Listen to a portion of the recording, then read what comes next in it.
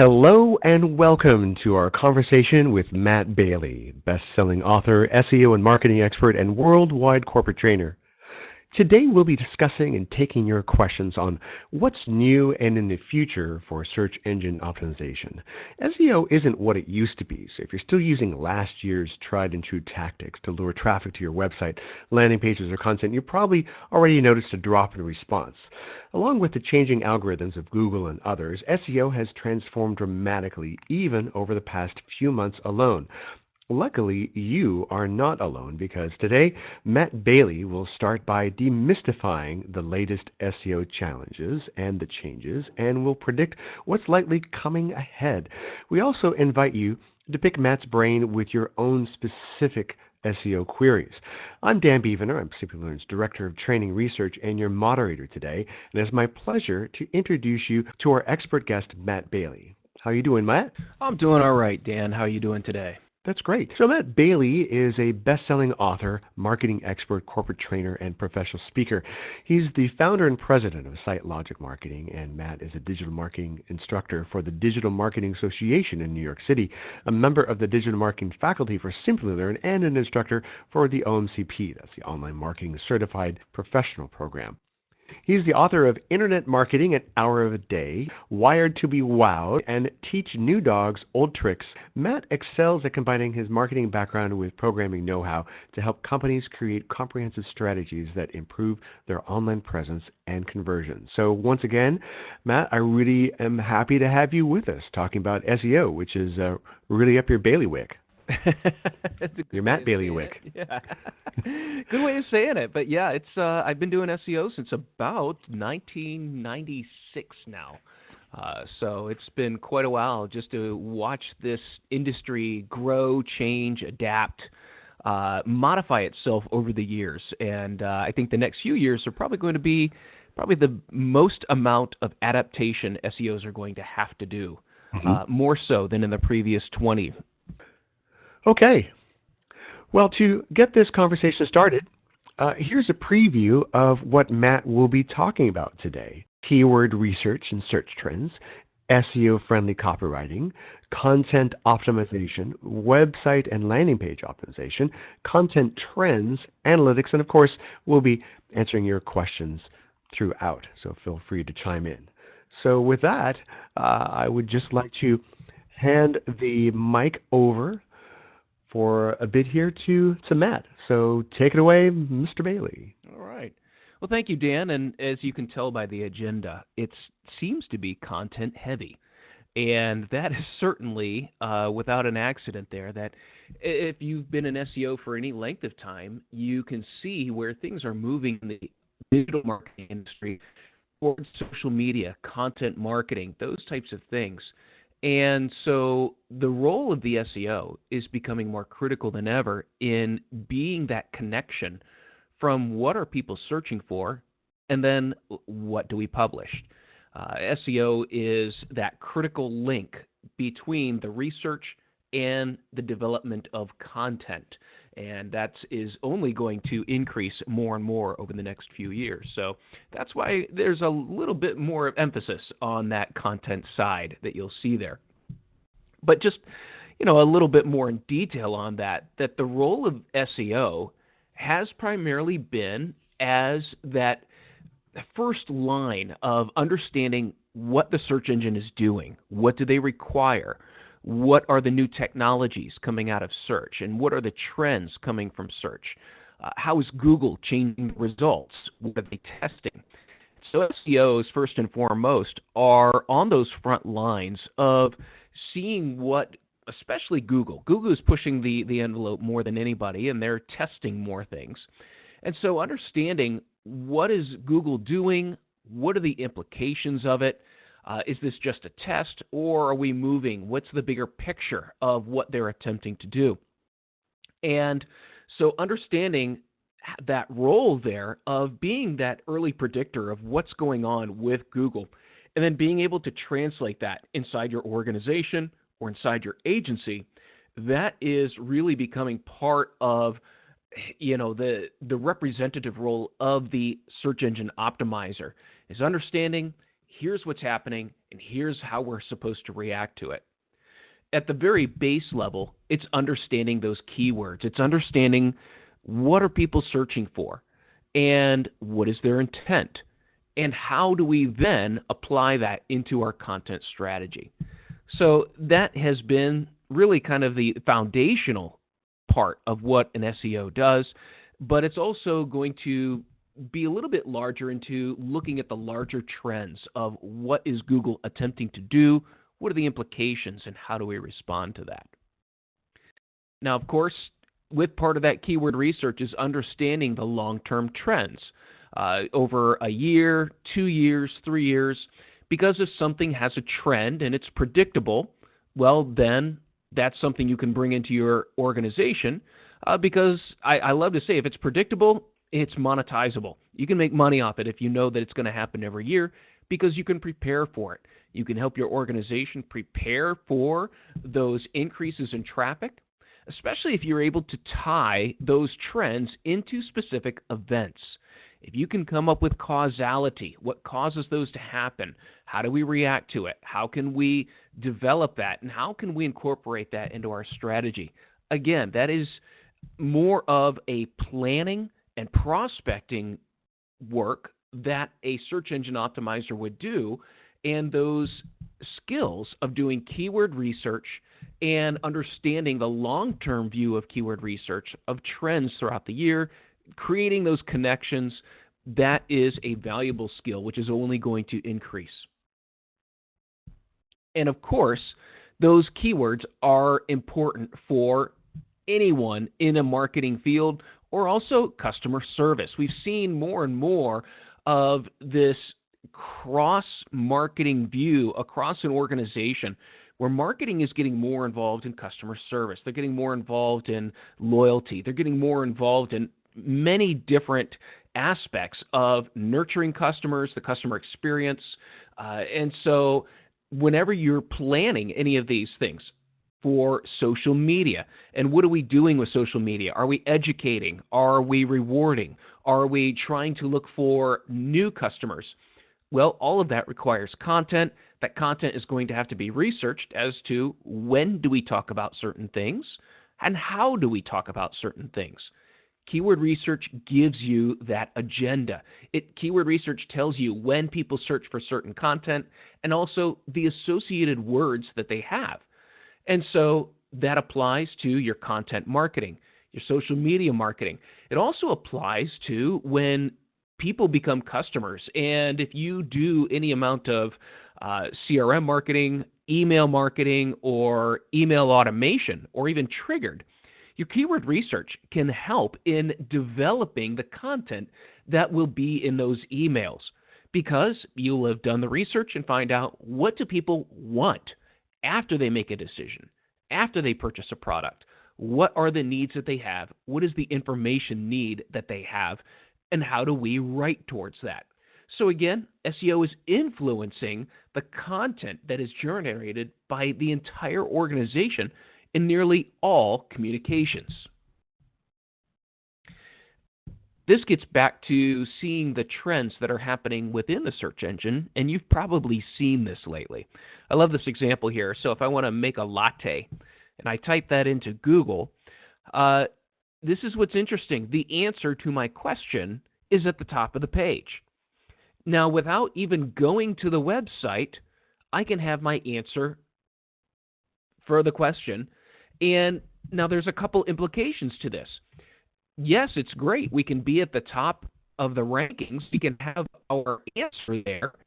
But if the answer completely answers the searcher's question, it doesn't generate a page view. They don't see much of our brand. They aren't engaging with us at all. They're engaging with Google. And so this gets to the point of how do you then bring this to the organization as far as a strategic view of this? How do we approach it? How does this change what we do with our website or with our content? You can also see here that people are asking different questions. And this gets to the copywriting of the website. Are you generating content that answers questions? because this is where Google is pooling this information as well as pooling the related questions that come from that type of content. This also is critical because this then leads into voice search. And so if you've got a home assistant, you use any of the phone assistants, or hey, guess what? This is coming in cars, that you will have a voice assistant in cars, and your search result will be read back to you. And this is the beginning stages of that. That if you have a question or a search, you would speak your search, and then the first result would be read back to you. And as you can see, it's not coming from the site, it's coming from Google. So this is where, again, we sit down, we look at the strategy. What are we trying to do? What is our strategy as far as visibility in the search results? And what's going to happen, and what's happening now with this, is you could be answering people's questions and never knowing it. Simply based because Google is delivering the result, they're not going to your site. Now, the possibility of them going to your site exists, but as more voice searches are being generated, Google is going to deliver a result that doesn't require a click-through because it's all happening through audio. So hopefully this doesn't, all the changes in SEO, I would say over the past 15 years, have been largely external, driven by Google, as Google has taken away keywords, taken away keywords in analytics, done numerous things here that have caused SEOs to have to react. And again, this is one of those changes that causes us to sit and figure out how are we going to deal with this change. We have some questions already, one of which is Sure. Google's not spending so much time focusing on keywords specifically. Even though they're still important, where do you suggest that marketers look for keywords? Oh, I think the typical keyword research tools are still very viable. In fact, you'll probably get better information out of keyword tools than you will Google's keyword tool. Google has been combining keyword concepts under a single keyword. So, for example, a great one that we've seen in the keyword research, pool table and pool tables, plural and singular, Google puts that all under pool table, whereas anyone who does any amount of e-commerce can tell you there was a world of difference between people that search for plural and singular. Before the changes in keywords, I could tell you with numerous sites that we had that if people searched with the singular version, they were about 3 to 5 times more likely to purchase than if they searched for the plural version. The plural version meant that they were shopping. The singular version pointed to they were ready to make a decision. So Google won't show you the data, however, between the plural and singular for pool tables. Other keyword research tools, however, will show you that. So even though even though it's getting more difficult with the keywords, from a marketing standpoint, absolutely still do your keyword research right as if you would. You're going to have to do additional research, maybe customer research, face to face, asking them to describe how they would search or what they were looking for or what problem you solved, because you're going to need a wider variety of input for keywords. Yeah, and if you have any way to look into your competitors, I know there are some tools that let you do that. You can see what your competitors are, or at least in their SEM, you can learn a lot. Yes. Because you can tell a lot by what's valuable keywords by learning what your competitors are paying for, and also check your analytics to see how people are actually finding you. What's interesting is how is I know RankBrain is one of the most influential parts of Google now, and I know that's basically lumping, instead of creating separate pages for plurals and other iterations of words, RankBrain is just sort of including all of that and looking for those words in general content. How is RankBrain affecting search terms and SEO with just keywords? It's really trying to learn more of what exactly do people want from an intentional standpoint. So trying to put together unfamiliar searches or unfamiliar phrasings, or I think I read the other day, I'm trying to think whose name it was, but it was, Matthew McConaughey. His name in 1 week had like 8,000 misspelled variations. So somehow, a search engine has to figure out over 8,000 misspellings. Who did you mean? Who are you trying to figure out?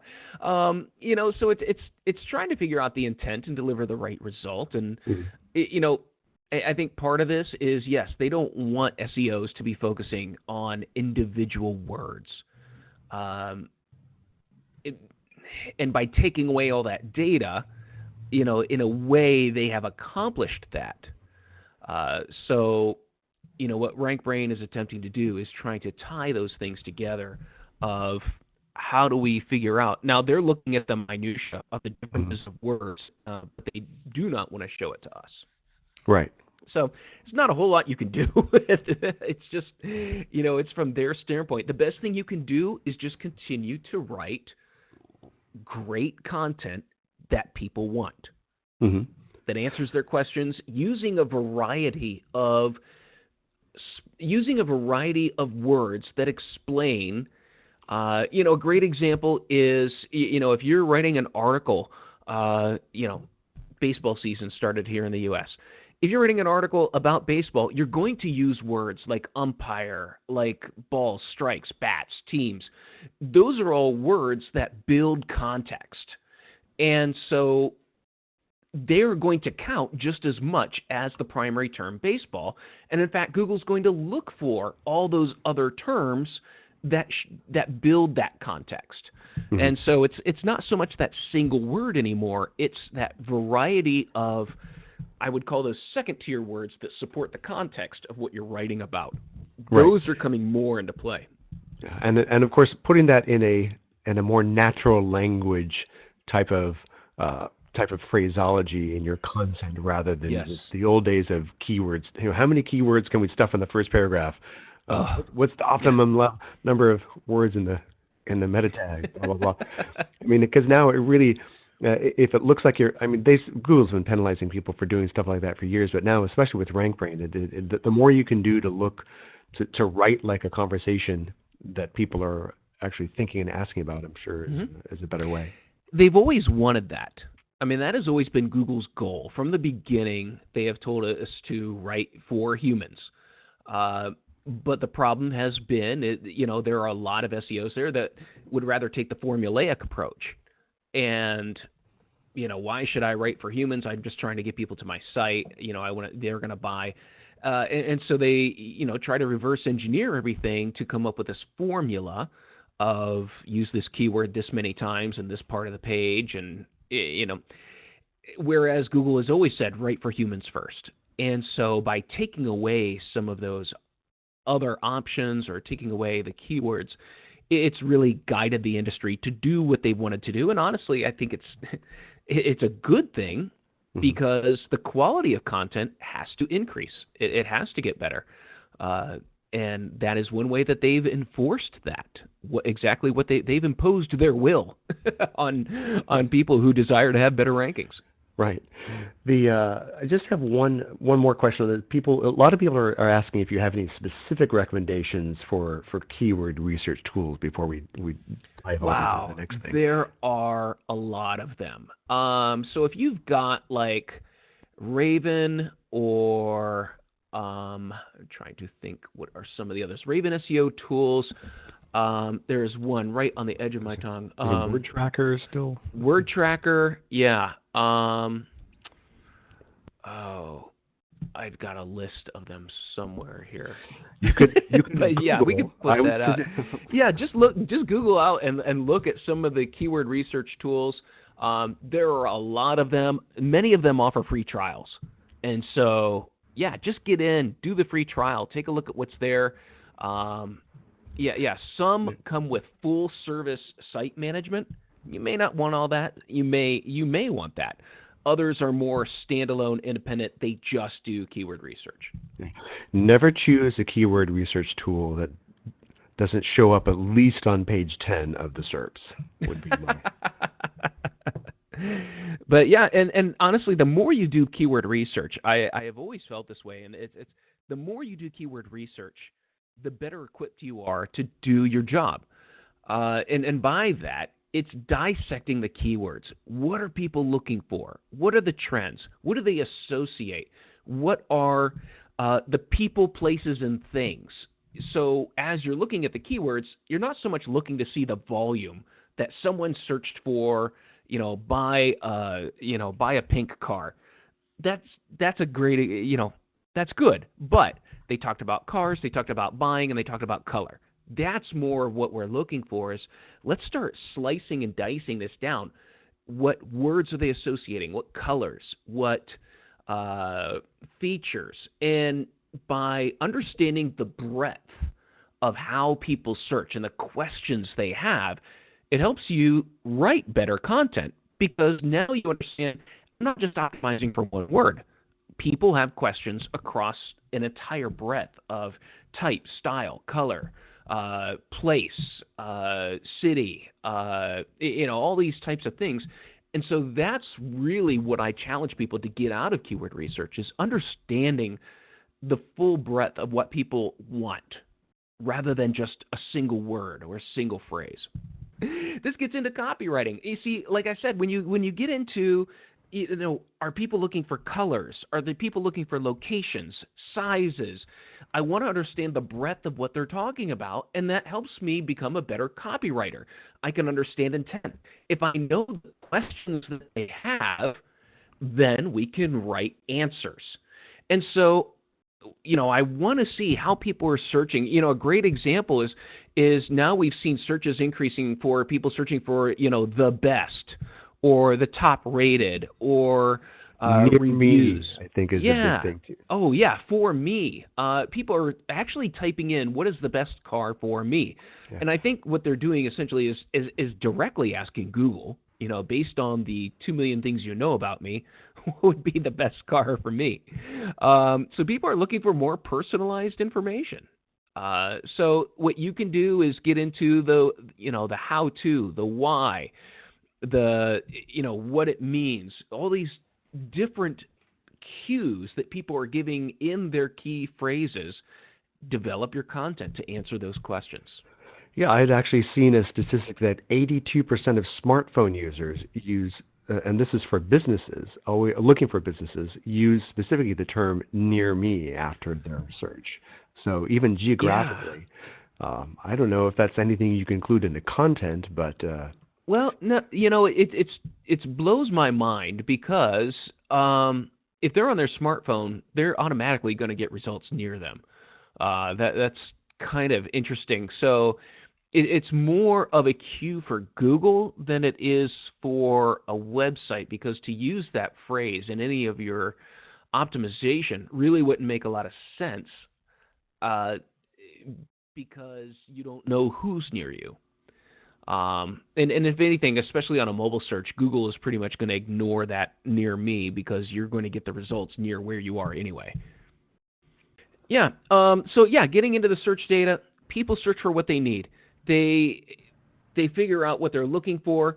But now here is where the role of the SEO is going to come in organizationally, is that when you have people writing content, generating content for content marketing, for social media, especially if you're working with, like a publisher who is constantly developing content, now you need to help them come up with ways to measure success and also to motivate them to implement SEO tactics in their writing. So rather than developing catchy headlines that may have a double meaning that may not play well in search, you need to help copywriters understand that, your headline, while that might look great on print, in search, it's actually going to cause a problem. And so you turn into an educator for your content developers. You're teaching them what works well, what's going to click well, what's going to look well in the search engines versus what might be confusing. Also, it's also helping them to understand, a great example of this, before I move on, someone gave me a great example is they were writing an article about holiday time travel. And that was the title of the article that they put out there.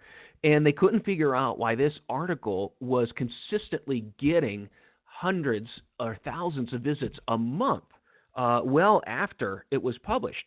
And when we went back and started looking at some of the rankings and some of the keywords and things like that, we found out that the article was ranking really well for time travel, even though the headline was holiday time travel.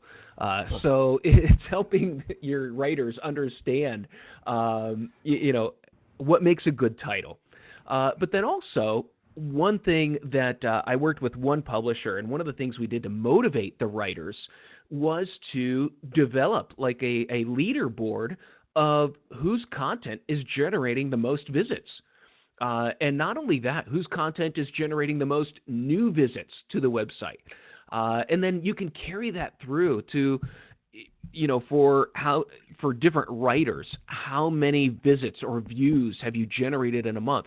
Or over the past 6 months, how much has your content performed compared to other content? And you can carry this all the way out to, which writers had the highest amount of ad clicks in their articles, which articles led to people to subscribe again, or even get into customer lifetime value.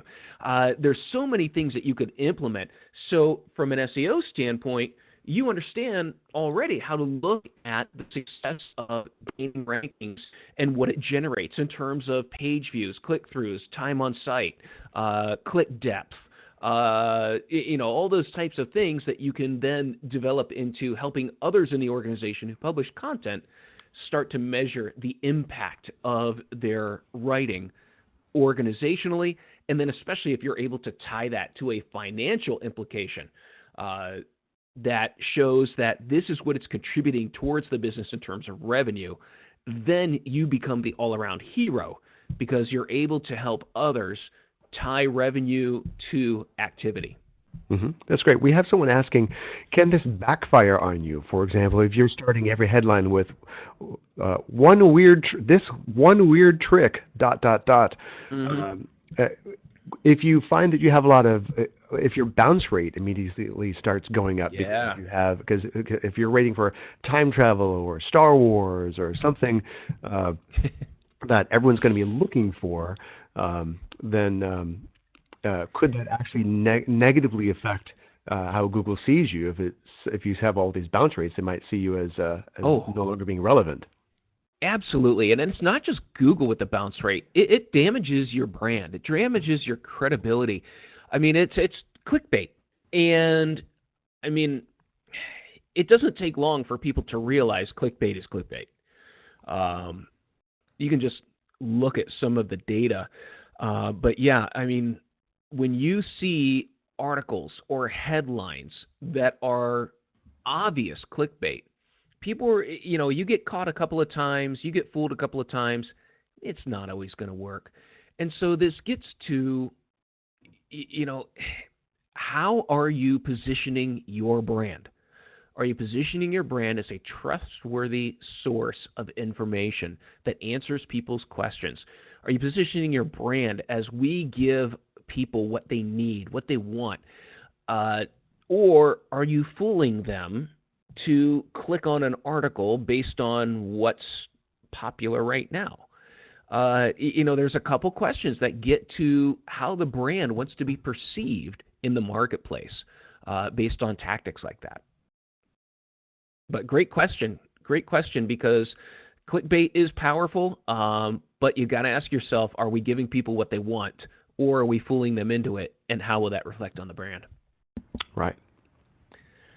From another keyword standpoint, one thing that I found is very valuable to do is go out and look and see how people are searching for the brand and content associations they make with that brand.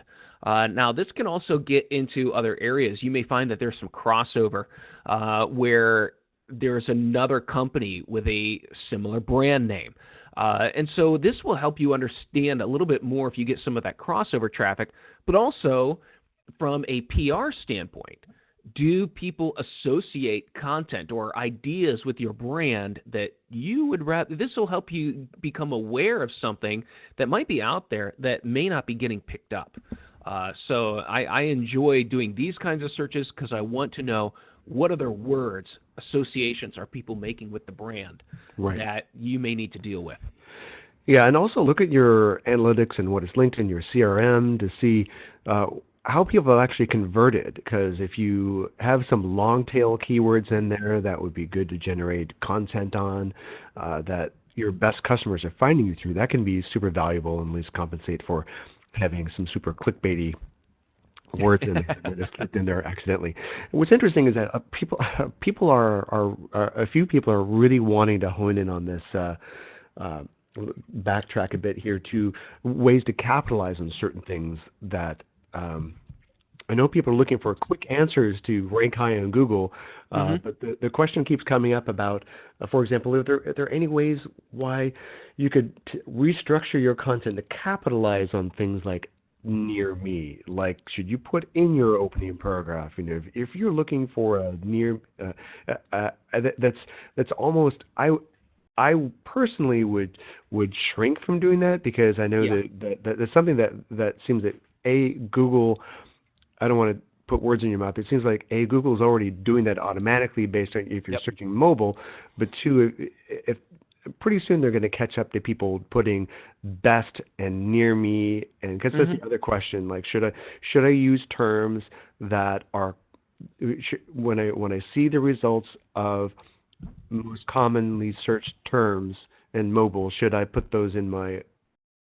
copy? What do you say about that? Like, are there ways that you can legitimately, without being penalized, capitalize on? Okay. If you're legitimately publishing an article that is well researched comparing different products, and you title it "Best Pet Food Products" or something like that, that's a legitimate case. I have no problem with that. Do your homework and create something of value, and it will do well if it's good content that people like. Now, the near me is a bit more sketchy, because even though you may put on your website something about near you or near me, not everyone who visits your website. Remember, this is more of a mobile phenomenon. These are people on their phone looking for something near them, a drugstore, a car wash, something like that, a restaurant. And that's being computed based on distance, based on, past preferences, things like that. So it has nothing to do with the content of your website. What I would work on more is your local business listing in Google and developing more reviews for your business and working with that listing to add more pictures. Like I said, reviews. They have a function there now where you can add promotions. The more you develop that Google listing, that will do 100 times more to increase your visibility when someone is looking for something near them and they are near you than adding words to your website. Great. Well, that sounds smart. I may come across a bit forcefully on some of these things, mainly because it has never bothered me when people out and out try to fool Google with some really intelligent things. I somewhat tend to admire it. But when people try to fool Google with what I would call amateurish things that are poorly executed, that's where I get a little ticked off at that. Yeah. Because it create a quality experience. That's what people want. Quality experience. And that's really what it gets down to with content marketing. You're answering people's questions. And so as people are generating that content, you're also sending them back to the site. You're sending them back to get answers, to register, to do things like that. So all those web pages from the content marketing that they're linking to, they need to be optimized for your inbound strategy. And what's interesting is also from a paid search standpoint, the landing page from paid search, it needs to be optimized just like any other page. That's part of the quality score algorithm. Does the landing page reflect the paid search headline? Does it also contain the keyword that you're bidding on? So you've got to look at how people are developing their landing pages internally, and maybe you can contribute to that as well in helping improve the quality score, because the optimization of that landing page is very similar. Where I see employment and industry trends. Now, this is interesting because talking with the director of OMCP and some of the surveys he's been doing of hiring managers, HR managers, and technology or in marketing across the globe here, one of the things that he has seen is there is becoming more demand of people who can manage the entire tech marketing stack, not the single channel specialists, because more and more automation is handling that.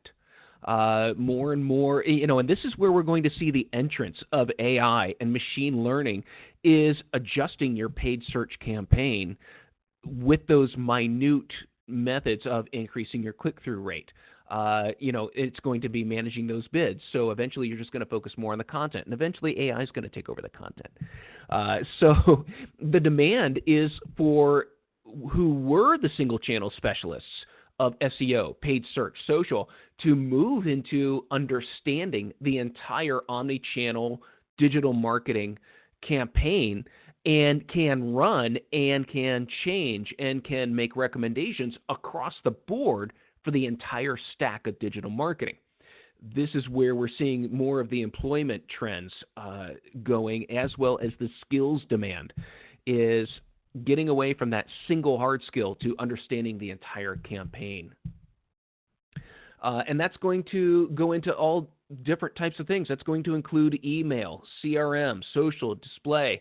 And SEOs, I think, are probably very well positioned in all of these things because of the foundation of keywords. The foundation of keywords and understanding intent, and then developing content that answers those questions, that's needed in email, it's needed in automation, it's needed in social and display. Especially in the CRM automation, is someone has to write the content that needs to be automated. And so, again, this then gets into looking at the trends, because automation, you not only need to write the content, but you need to then plan the content. When is it sent? When is this completed? When is this done? And so understanding the sales cycles and how long they go and when people need certain information at what times, it takes that planning strategy of being able to do that. And I think SEOs are well positioned to understand that full stack of marketing and the implications, as well as the management of it. And then we get to analytics. This is my favorite. So as an SEO, or if you're taking on more of the omni-channel burden here, you've got to develop those measurements that show how effective not only SEO has been, but now content management. Content management is big. Everyone is moving towards it. It has become a significant piece of strategy. However, what is lacking in content management is the measurement. How do we know that this content piece that went out, whether it was a video, whether it was an infographic, whether, regardless of what it was, number one, how do we track performance? Number two, how do we know it affected anything? Number three, what was the pathway? Where were we driving people, and what did we want them to do, and how successful was that? And then also, from an attribution standpoint, did this lead to other things? Where did this content piece, or where does this channel help us overall in attribution in driving new leads or nurturing people along the path? And so it's getting more than just measuring clicks. It's measuring actual hard dollars that were generated based off specific channels or specific pieces of content. And then, it's developing an understanding of sales goals. What do the sales department need in terms of information to enhance the CRM so that they can nurture people along in the path. So it's more than just marketing. It's understanding that full scope that a company has. Yeah, it's an excellent point, and I think another thing to keep in mind too is use actual conversations with your salespeople. As one of the few things, it's funny that marketing and sales often are their own little silos, and I think one of the best things a marketer can do is just go and talk to your best salespeople and ask them why are people buying us? What are the questions they are asking you to answer? I think that can be because those questions, since they're legitimately people that are engaging with your salespeople and making purchases, I think those are the most valuable questions you can answer in your copy. Oh, absolutely. I mean, short of talking to a customer, talking to your sales department is the best way to get information. Now, before I got into SEO, I was in sales.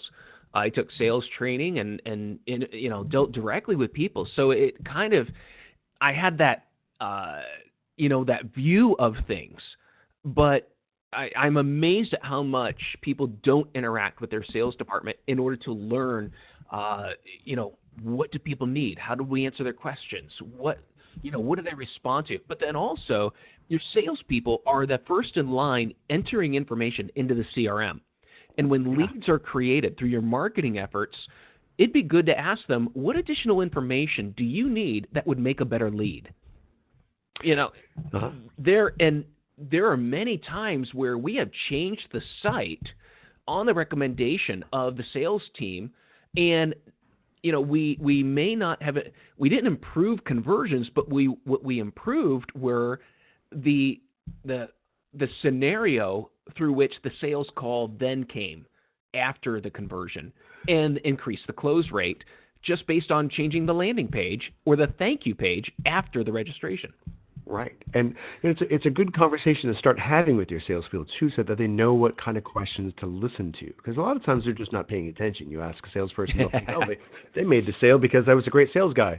But the more you work with them as a team and say that, hey, to get them thinking about actually listening to what the customers are asking for and passing that on to you, that of course will help lead attribution and all the things that you said. So yeah, definitely don't forget the human element in SEO. Yep. Well, and this gets to, this really gets to if the trend now is moving more towards, someone who can manage a full stack. It's also moving towards people who understand how to align sales and marketing goals. And beyond that, it's not just, like the example I gave before, it's not just, okay, we increased the conversion rate of our registration. Okay, that's great. How did that contribute to revenue? But now it's understanding that there are things that we can do to increase a close rate that don't always take place on the website, but it's a process. And so now we're analyzing processes that can be done electronically, and then how do we create a better revenue stream that way? How do we make a better nurture process? Now we're getting into the effectiveness of content and producing a result rather than just, a conversion, a sale, or a lead. Now we're looking at, how do we make more money based out of this? And that's really, it's that big picture of understanding that, our job is not just to get leads, it's to create better profitability, which rewards everybody. So it's understanding those touch points from content. So as content is being pushed out, does it answer the question? Does it lead people to the next stage? How quickly does it lead them there? Can you measure influence from your content and, through depth of visit or the depth of the page that they got to? And then again, it's the experience based on motivations. Can you understand that? Can you tie together what a customer was feeling at a specific point through their nurture stream or through this process? As I said, it's getting away from more just stuff that happens on the site. It's communications throughout the entire process, the entire life cycle of a customer. That's all coming under the management, really, of the marketing team right now, is that entire customer life cycle, communication, and management. And finally, this is a trend that I've been seeing as well in terms of jobs and hiring and also business function. OMCP did a survey at the beginning of the year asking people where they spent the most amount of their time, and specifically in SEO and SEO managers and anyone who dealt with SEO, nearly 40% of their time was spent presenting their research, presenting strategy, as well as explaining the reasoning for that strategy. And so SEOs, you need to become a lot more comfortable in front of people, presenting your findings, making recommendations, presenting opportunities, trends, and presenting it in a persuasive format that shows not a bunch of data charts, but shows how smart you are in creating new revenue opportunities for the company. And that is really where we see a lot of things going, are the presentation skills are becoming part of the demand for companies when they're dealing with tech. Well, fantastic. It's a good sum up of that. We have an active question and answer session happening here. One is, what do you think of using AMP with React for mobile optimized pages? Google is taking accelerated mobile pages beyond the top stories aspect, and it's really making it the main. It's actually taking it not just in mobile, but also make it the main organic search results too.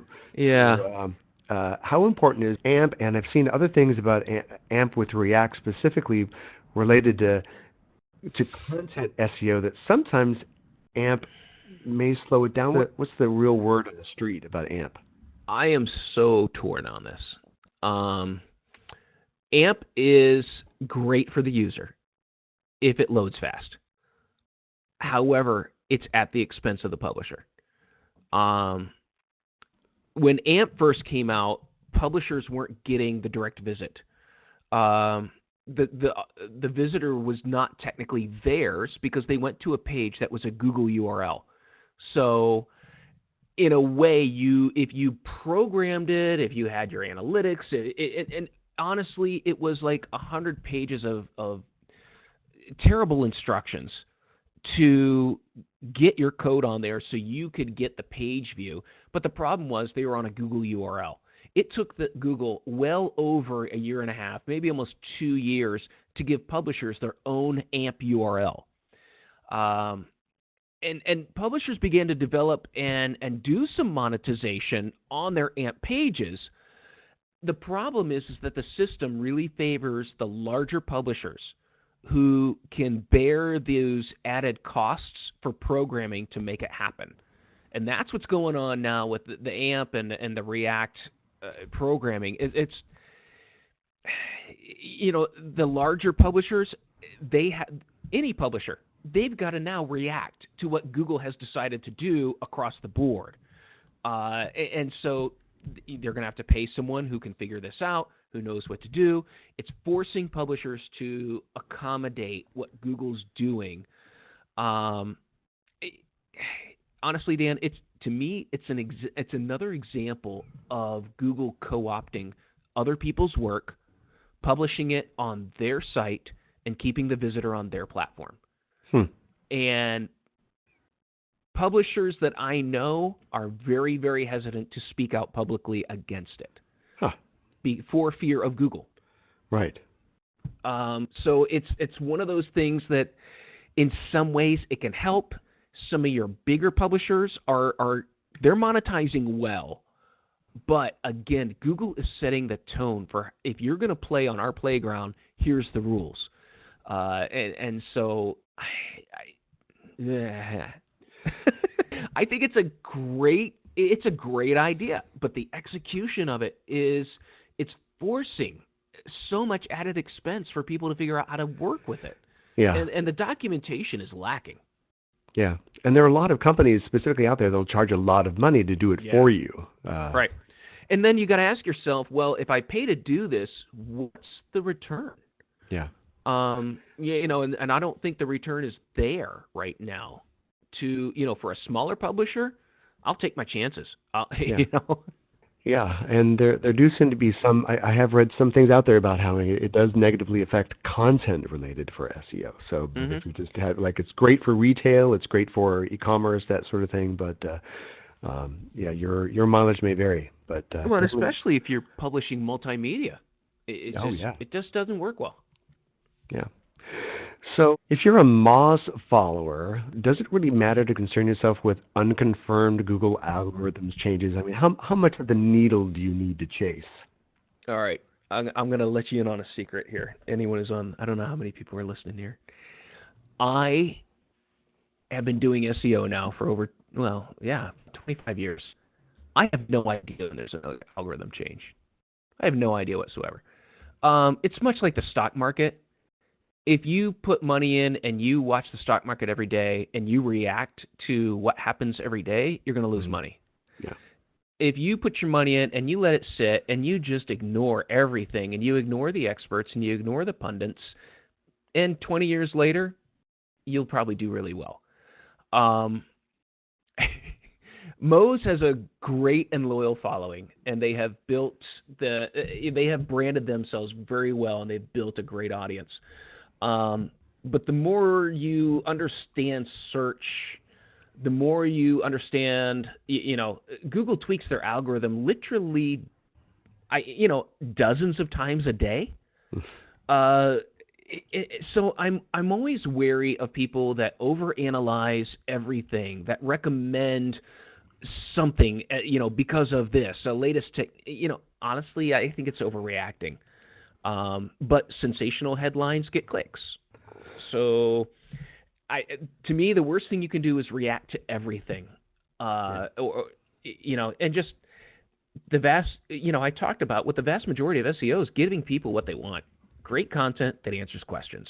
Yeah, in fact, I think even Moz said that Google has said numerous times that you can't do anything specific to fix your rankings because there's no fix for pages that perform less over time. It just made your content will rise and fall based on what people are looking for and the quality of it. So I mean, if you've got the basics covered, your architecture, your URL structure, your page speed, those are the things. Really focus on those because those are known, quantifiable factors. Is your structure, your page speed, from a technical standpoint. The other side of it is, do you answer people's questions? Do they like you? Do they search for you? Those are the types of things. It's really very simple, and I think sometimes people complicate it a little too much. You can't fool the machine. What does Google consider a good bad dwell time? This person's company has a 1-minute video pre-roll, and they noticed that a low dwell time specifically in the video pages. Could those ad pre-rolls damage our rankings? I don't think so, because you have to look at the average dwell time, which is actually very low. That might be something that you would want to work on. I don't think it's going to damage your organic rankings on Google.com. It may damage, if you're using YouTube, on those areas of where people are not watching the full video. That's where I would see it more affecting things. But if you're seeing that 90% of people are only getting into 20% of your video, you may want to take another look at the content or the structure or the presentation and look at how you're presenting that. Yeah, definitely get what you need to say in the first 20 seconds then. Yeah. Before people can click that 5-second. Well, these beautiful commercials that I see even in YouTube where you can skip after 5 seconds and you haven't gotten past the beauty shot yet. So. And that's the thing. People will stay and watch. If it's interesting, if it's something compelling, they'll stay and watch. But the vast majority of the time, they just want to get to their video. Mm-hmm. Now, it seems like you're really pushing the future of SEO as that of learning other areas and becoming just as adept in pay-per-click social content marketing. Is that the case? It's sort of a, I know you mentioned earlier that it's kind of it's not a specialist game anymore. Yeah, I don't see that happening, and especially with machine learning coming in, it's going to take care of a lot of those, technical functions. It's going to take care, I think some of your bidding. Right now the Google bidding is, I can't argue against it. I don't like Google writing my content or my ad, but the bidding side is getting better. But yeah, I think with machine learning AI over the next 10 years, you're going to see a lot of these individual specialties really blur, and you're going to have to understand the full stack in order to get promoted, in order to get more management opportunities. Mm-hmm. Well, great. Well, let's just wrap this up with one observation about how it seemed like you were finishing this by stressing the ability to present data persuasively. How important is this? This is, just as much as understanding the full stack, when it comes to promotions, when it comes to management, when it comes to getting noticed, the ability to present data in a very persuasive and concise manner is going to do a lot for your career. And so no more working in a dark room and producing a report and sending it along the pathway. It's almost going to, I think the demands are going to increase on what you're doing and how it contributes to the bottom line of the company. And those that do it well as find new revenue opportunities and present them, those will be the ones that will be getting the promotions. Mm-hmm. Great. Well, that's definitely good career advice, and whether you're already entrenched or looking for something new. So I just want to say thanks again to Matt Bailey for joining us today. Visit simplylearn.com/digital marketing for info on how to learn more best practices and getting certified. And if you have any further questions that didn't get addressed during today's presentation, please go ahead and tweet us at Simplilearn. And of course, Matt, what's your favorite social handle people can reach you through? On LinkedIn, Matt Bailey LinkedIn, on LinkedIn. Great. Well, thank you very much again, Matt, for joining us. Oh, thank you. And we'll see you next time. Thanks, everyone.